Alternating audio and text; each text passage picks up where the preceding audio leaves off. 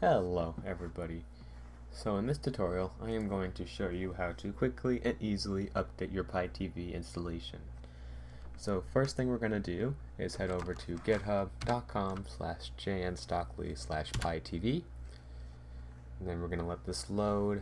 We're going to scroll down until we see the how to update section, and then there is only one command that we need to run.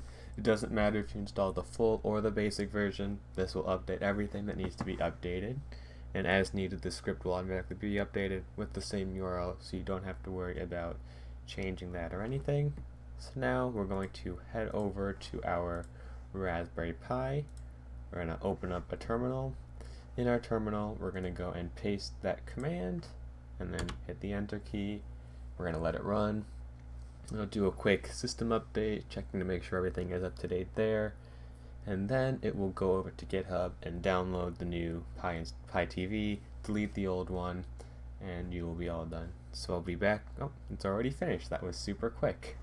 So now it has been rebooted, and then the last step you need to do is to reboot your Pi. So we will do that now.